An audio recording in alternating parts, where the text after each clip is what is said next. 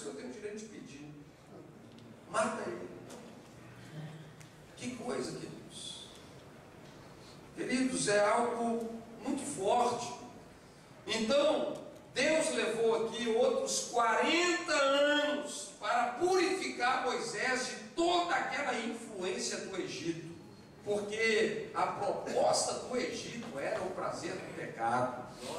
Havia uma regência de bruxos e feiticeiros. Quando Moisés vai lá resgatar o povo, quem é que ele tem que confrontar?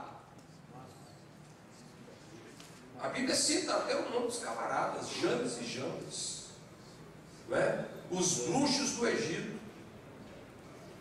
Antecipando aqui um pouquinho, você se lembra que Deus mandou Moisés com a vara para fazer sinais de Deus, e Moisés já foi lá fazer o primeiro sinal, jogou lá o cajado lá e ele se tornou uma serpente. Os bruxos falaram: beleza, nós também fazemos, não é grande coisa não. Eles foram e jogaram o cajado deles lá no chão, o cajado dos bruxos viraram ou não viraram serpente? Mas teve um detalhe: as serpentes provenientes do cajado de Moisés engoliu as serpentes provenientes do cajado dos bruxos. Queridos, isso significa que a igreja, nós sabemos que a igreja está entrando nesses dias de Moisés, nos dias de Elias, em dias de grandes confrontos para a maior colheita da história dela. E eu tenho uma notícia boa para você: o cajado que está na nossa mão vai devorar o cajado dos bruxos. Só o pastor vai ficar com o cajado na mão. Só o homem de Deus vai ficar com o cajado na mão. Só o profeta de Deus vai ficar com o cajado na mão. É esse cajado que Deus hoje quer colocar na sua mão, queridos, porque tem uma unção em tudo que vocês estão recebendo aqui.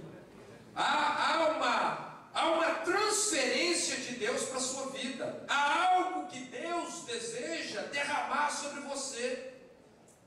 Eu posso ver no Espírito, queridos, que quando terminarem essas ministrações, alguns homens aqui vão receber um manto novo, uma capa nova. Vocês estão entendendo? Eu quero te dizer, porque é o que Deus está colocando no meu coração: você não está aqui perdendo o seu tempo. Você está aqui fazendo um dos melhores investimentos que você poderia fazer. Então, é dessa maneira, queridos. Deus fez essa limpeza, essa faxina na vida de Moisés, tirando todo aquele lixo ali da mente dele, tudo que ele aprendeu lá no Egito, toda aquela influência de bruxaria, de feitiçaria. Porque no discipulado de Deus, queridos, antes de você aprender algumas coisas, você precisa desaprender outras. E talvez essa seja uma palavra para você. Talvez você está aqui porque Deus está dizendo para você sobre algumas coisas que você tem que desaprender. Sabe aquele negócio? A gente entende hoje essa linguagem, né? Tem que formatar o Winchester, né? Tem que zerar primeiro para depois colocar o quê? A informação nova. Porque infelizmente nós chegamos na igreja às vezes com uma bagagem muito complicada. Chegamos na igreja com uma mente muito doente.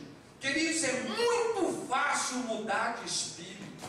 É muito fácil nascer de novo. É muito fácil receber Jesus e ter o seu espírito recriado. Mas é muito difícil mudar de mente. É muito difícil contrair uma mentalidade sarada, uma mentalidade impregnada de fé. Vocês estão entendendo? Amém.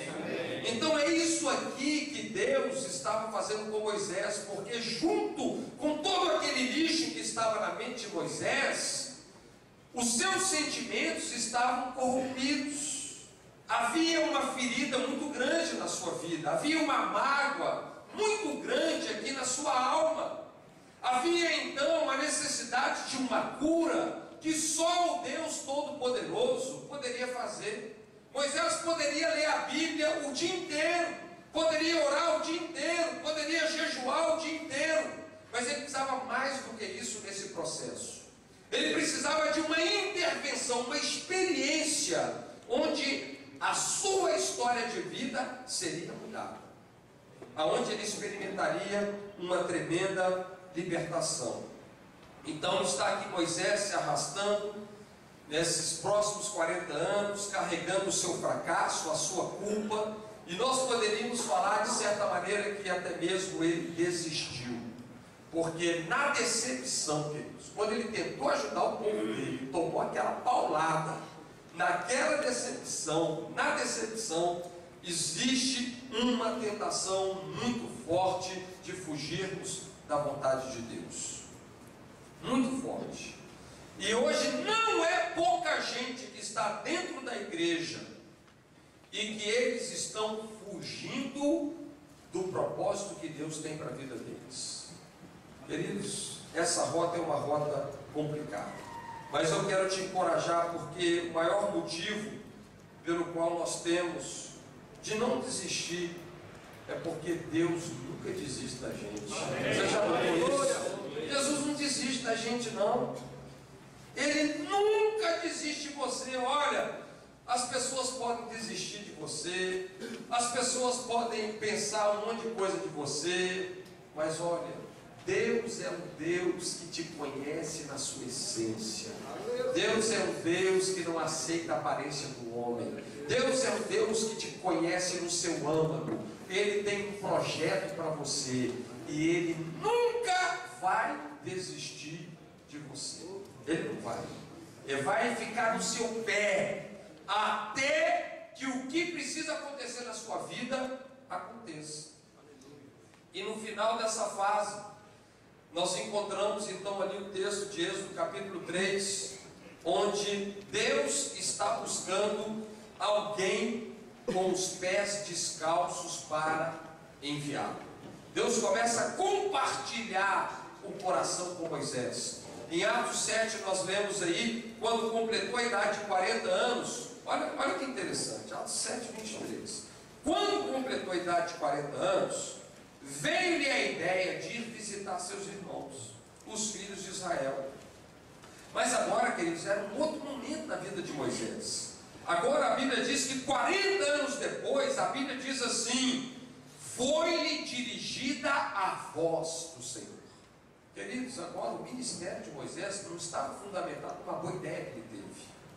Porque ter boas ideias, queridos, nós podemos ter muitas, muitas. Eu quero te dizer que a sua vida com Deus, ela não pode se apoiar nas suas boas ideias.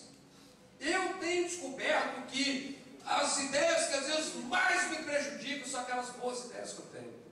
Inclusive, às vezes eles fazem até propaganda de algumas, né? Tem uma boa ideia, não sei se vocês já viram essa propaganda, né? Tome alguma coisa e tem uma boa ideia. São ideias que não funcionam, entendeu? Nós precisamos, queridos, da voz de Deus. Nós precisamos de uma direção profética de Deus. Nós precisamos de um encaminhamento desse tipo. E Deus vai nos mostrar que as coisas então funcionarão se nós nos movermos na palavra dele. Amém, queridos? Amém. Então, ser enviado, queridos, é muito mais do que ter uma boa ideia, é a gente ouvir a voz de Deus. Então aqui, esse foi um momento que Deus, Ele quer tirar os nossos olhos do natural e Ele quer colocar os nossos olhos no sobrenatural. Você se lembra, Moisés teve uma visão tremenda. O que ele viu? Ele viu uma sarça. Preciso correr um pouquinho aqui, não vou ler o texto não. Está lá em Êxodo capítulo 3. Ele viu uma sarça o quê? Incendiando. Ele viu uma sarça pegando fogo, né? E ele então se aproxima. Ver uma sarça queimando, queridos, num deserto, isso acontecia, porque existe uma certa resina nessas árvores que, como é